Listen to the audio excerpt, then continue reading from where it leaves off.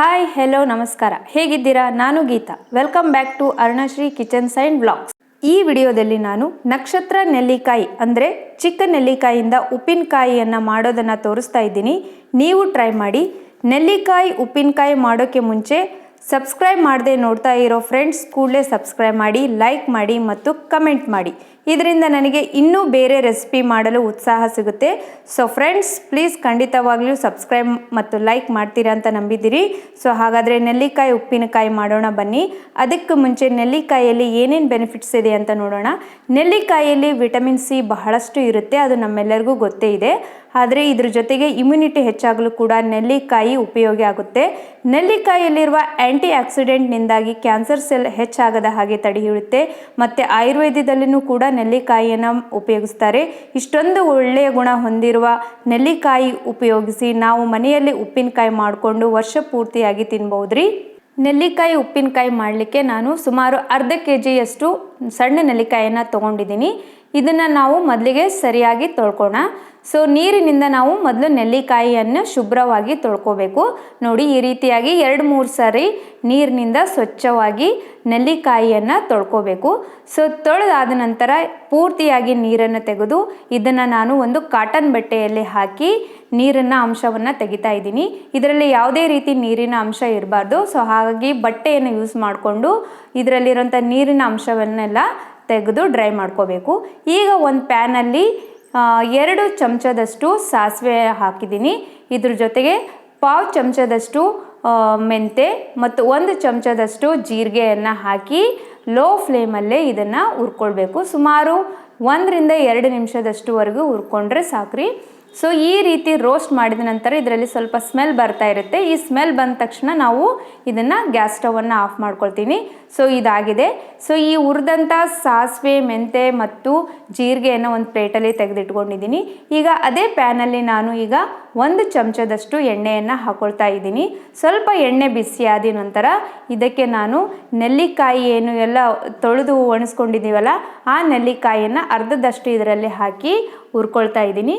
ಮಿಕ್ಕಂತ ನೆಲ್ಲಿಕಾಯಿಯನ್ನು ನಂತರದಲ್ಲಿ ನಾನು ಫ್ರೈ ಮಾಡ್ಕೊಳ್ತೀನಿ. ನೋಡಿ, ಈ ರೀತಿಯಾಗಿ ಸ್ವಲ್ಪ ಎಣ್ಣೆ ಹಾಕಿ ನೆಲ್ಲಿಕಾಯಿಯನ್ನು ನಾವು ಫ್ರೈ ಮಾಡ್ಕೊಳ್ಬೇಕು. ಸುಮಾರು 2-3 ನಿಮಿಷದವರೆಗೆ ಲೋ ಫ್ಲೇಮಲ್ಲಿ ಈ ರೀತಿಯಾಗಿ ಫ್ರೈ ಮಾಡ್ಕೋಬೇಕು.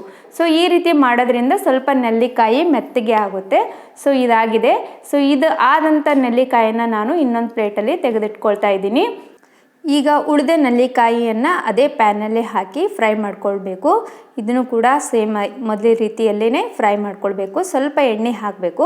ಎಣ್ಣೆ ಹಾಕಿ ಈ ರೀತಿ 2-3 ನಿಮಿಷದವರೆಗೆ ಚೆನ್ನಾಗಿ ಫ್ರೈ ಮಾಡ್ಕೊಳ್ಬೇಕು. ಸೊ ನಮಗೆ ಯಾವಾಗ ನೆಲ್ಲಿಕಾಯಿ ಅವೈಲೇಬಲ್ ಇರುತ್ತೋ ಈ ರೀತಿ ನೀವು ಉಪ್ಪಿನಕಾಯಿ ಮಾಡಿಕೊಂಡು ಸೇವಿಸೋದ್ರಿಂದ ತುಂಬ ಟೇಸ್ಟಿಯಾಗಿರುತ್ತೆ. ಈಗ ನಾನು ಒಂದು ಜಾರಲ್ಲಿ ಹುರಿದಿಟ್ಕೊಂಡಂಥ ಸಾಸಿವೆ, ಜೀರಿಗೆ, ಮೆಂತೆಯನ್ನು ಮಿಕ್ಸರಲ್ಲಿ ಹಾಕ್ಕೊಳ್ತಾ ಇದ್ದೀನಿ. ಸೊ ಈ ರೀತಿ ನಾವು ಸಣ್ಣಗೆ ಪುಡಿ ಮಾಡ್ಕೊಳ್ಬೇಕು. ಈ ಪುಡಿಯನ್ನು ನಾವು ನಂತರದಲ್ಲಿ ಯೂಸ್ ಮಾಡೋಣ. ಈಗ ಇದಾಗಿದೆ. ಈಗ ನಾನು ಅದೇ ಜಾರಲ್ಲಿ ಸುಮಾರು 1 ಬಟ್ಟಲದಷ್ಟು ಬೆಳ್ಳುಳ್ಳಿಯನ್ನು ಹಾಕ್ಕೊಳ್ತಾ ಇದ್ದೀನಿ. ಸುಮಾರು 2 ಗಡ್ಡೆಯಷ್ಟು ಬೆಳ್ಳುಳ್ಳಿಯನ್ನು ಸುಳಿದ್ಬಿಟ್ಟು ನಾನು ಮಿಕ್ಸರ್ ಜಾರಲ್ಲಿ ಹಾಕಿ ಪೇಸ್ಟ್ ಮಾಡ್ಕೊಳ್ತಾ ಇದ್ದೀನಿ. ನೋಡಿ, ಇದಾಗಿದೆ. ಈ ರೀತಿ ಸಣ್ಣಗೆ ಪೂರ್ತಿನೂ ಫೈನ್ ಆದ ಪೇಸ್ಟ್ ಬೇಕಾಗಿಲ್ಲ. ಈ ರೀತಿ ಸ್ವಲ್ಪ ಪೇಸ್ಟ್ ಆದ್ರೂ ಸಾಕು. ಈಗ ಬೆಳ್ಳುಳ್ಳಿ ಪೇಸ್ಟ್ ಆಯಿತು, ಪುಡಿ ಆಯಿತು. ಈಗ ಅದೇ ಪ್ಯಾನಲ್ಲಿ ನಾನು ಸುಮಾರು 1 ಬೌಲಷ್ಟು ಎಣ್ಣೆಯನ್ನು ಹಾಕ್ಕೊಳ್ತಾ ಇದ್ದೀನಿ. ಇದನ್ನು ನಾವು ಅಳತೆ ಪ್ರಕಾರ ಹೇಳಬೇಕಂದ್ರೆ 100 ಗ್ರಾಮಷ್ಟು ಎಣ್ಣೆ ಸಾಕಾಗುತ್ತೆ ರೀ. ಇದಕ್ಕೆ ನಾನು 1 ಚಮಚದಷ್ಟು ಸಾಸಿವೆ, ಜೀರಿಗೆಯನ್ನು ಹಾಕ್ಕೊಂಡಿದ್ದೀನಿ. ಸ್ವಲ್ಪ ಇದು ಚಟ್ಪಟ್ ಅಂದ ನಂತರ ಇದಕ್ಕೆ ನಾನು 10-12 ಒಣ ಮೆಣಸಿನ್ಕಾಯನ್ನು ಕಟ್ ಮಾಡಿ ಎಣ್ಣೆಯಲ್ಲಿ ಫ್ರೈ ಮಾಡ್ಕೊಳ್ತಾ ಇದ್ದೀನಿ. ಇದು ಒಗ್ಗರಣೆ ಸಲುವಾಗಿ. ಈಗ ಇದಕ್ಕೆ ನಾವು ಪೇಸ್ಟ್ ಮಾಡಿದಂಥ ಬೆಳ್ಳುಳ್ಳಿಯನ್ನು ಎಣ್ಣೆಯಲ್ಲಿ ಹಾಕಿ ಫ್ರೈ ಮಾಡ್ಕೊಳ್ಬೇಕು. ಇದರಲ್ಲಿರುವಂಥ ಹಸಿ ವಾಸನೆ ಎಲ್ಲ ಹೋಗೋವರೆಗೂ ನಾವು ಎಣ್ಣೆಯಲ್ಲಿ ಬೆಳ್ಳುಳ್ಳಿಯನ್ನು ಫ್ರೈ ಮಾಡ್ಕೊಳ್ಬೇಕು. ಇದನ್ನು ಲೋ ಫ್ಲೇಮಲ್ಲೇ ನಾವು ಮಾಡೋದ್ರಿಂದ ಇದರ ಟೇಸ್ಟ್ ತುಂಬ ಚೆನ್ನಾಗಾಗುತ್ತೆ ರೀ. ಬೆಳ್ಳುಳ್ಳಿ ಹಾಕಿದಷ್ಟು ನಮಗೆ ಉಪ್ಪಿನಕಾಯಿ ಟೇಸ್ಟು ತುಂಬ ರುಚಿಯಾಗಿ ಬರುತ್ತೆ. ಸೊ ಹಾಗಾಗಿ ನಾನು ಬೆಳ್ಳುಳ್ಳಿಯನ್ನು ಸುಮಾರು 1 ಬಟ್ಲದಷ್ಟು ಹಾಕ್ಕೊಂಡಿದ್ದೀನಿ. ಈಗ ನಾವು ಪುಡಿ ಮಾಡಿದ ಮಸಾಲವನ್ನು ಈ ಎಣ್ಣೆಯಲ್ಲಿ ಹಾಕಿ ಚೆನ್ನಾಗಿ ಮಿಕ್ಸ್ ಮಾಡ್ಕೊಳ್ತಾ ಇದ್ದೀನಿ. ಇದನ್ನು ನಾವು 2-3 ನಿಮಿಷದವರೆಗೆ ಈ ರೀತಿ ಮಿಕ್ಸ್ ಮಾಡ್ಕೊಳ್ತಾ ಬೇಕು. ಸೊ ಈಗ ಇದಾಗಿದೆ. ಇದಾದ ನಂತರ ಇದಕ್ಕೆ ನಾನು ಸ್ವಲ್ಪ ಅರಿಶಿಣವನ್ನು ಹಾಕ್ಕೊಳ್ತಾ ಇದ್ದೀನಿ. ಸ್ವಲ್ಪ ಅಂದರೆ ಪಾವು ಚಮಚದಷ್ಟು ಅರಿಶಿಣ, ಇದಕ್ಕೆ ಅರ್ಧ kg ನೆಲ್ಲಿಕಾಯಿಗೆ ನಾನು 4 ಚಮಚದಷ್ಟು ಖಾರದ ಪುಡಿಯನ್ನು ಹಾಕೊಳ್ತಾ ಇದ್ದೀನಿ. ಸ್ವಲ್ಪ ಸ್ಪೈಸಿ ಬೇಕಂದರೆ 5 ಚಮಚದಷ್ಟು ಹಾಕೋಬೇಕು. ಇದಕ್ಕೆ ಅರ್ಧ kg ನೆಲ್ಲಿಕಾಯಿಗೆ 4 ಚಮಚ ಖಾರದ ಪುಡಿ ಸರಿ ಹೋಗುತ್ತೆ. ಅದಕ್ಕೆ ಉಪ್ಪು 2 ಚಮಚದಷ್ಟು ಪುಡಿ ಉಪ್ಪನ್ನು ಹಾಕಿ ಚೆನ್ನಾಗಿ ಮಿಕ್ಸ್ ಮಾಡ್ಕೊಳ್ತಾ ಇದ್ದೀನಿ. ಸೊ ಇದನ್ನು ನಾವು 1 ನಿಮಿಷದವರೆಗೆ ಈ ರೀತಿ ಲೋ ಫ್ಲೇಮಲ್ಲೇ ಎಲ್ಲ ಮಿಶ್ರಣವನ್ನು ಚೆನ್ನಾಗಿ ಮಿಕ್ಸ್ ಮಾಡ್ಕೊಳ್ಬೇಕು. ಸೊ ಈ ರೀತಿ ಹದಕ್ಕೆ ಬಂದಾಗ ಸ್ವಲ್ಪ ಎಣ್ಣೆ ಎಲ್ಲ ಹೊರಗಡೆ ಬಿಡ್ತಾ ಇದೆ ನೋಡಿ. ಈಗ ಮಸಾಲೆ ಎಲ್ಲ ಚೆನ್ನಾಗಿ ಮಿಕ್ಸ್ ಆಗಿದೆ ನೋಡಿ, ಈ ಹದಕ್ಕೆ ಬರಬೇಕು.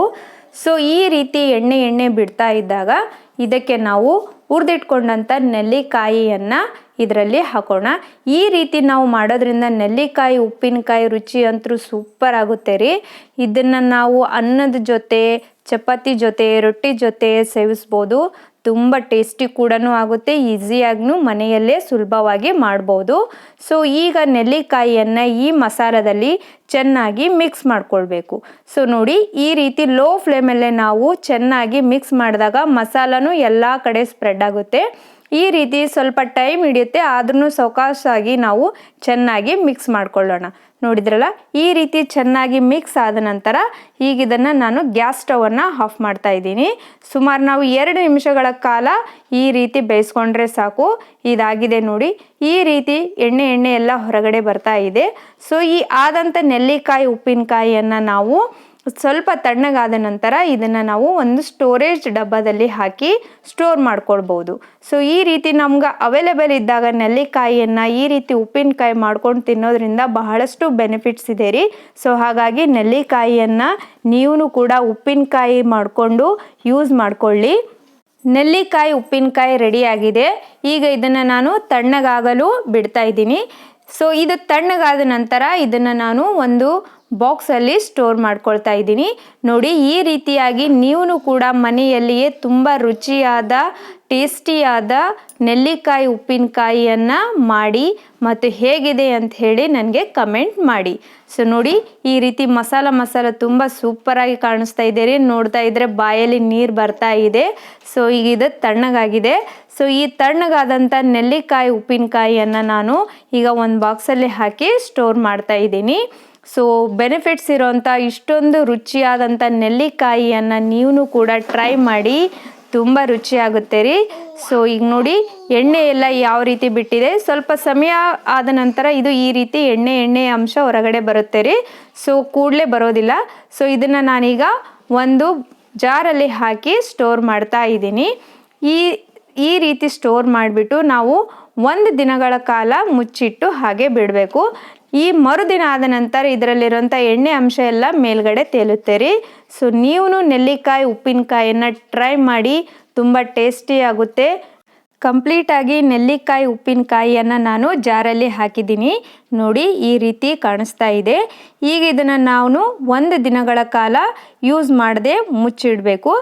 ಮರುದಿನ ನಾವು ಈ ನೆಲ್ಲಿಕಾಯಿ ಉಪ್ಪಿನಕಾಯಿಯನ್ನು ಯೂಸ್ ಮಾಡ್ಬೋದು ರೀ. ನೋಡಿ, 1 ದಿನ ಆದ ನಂತರ ಇದರಲ್ಲಿರೋಂಥ ಎಣ್ಣೆ ಅಂಶ ಹೇಗೆ ಹೊರಗಡೆ ಬಂದಿದೆ. ಸೊ ನೀವು ಟ್ರೈ ಮಾಡಿ.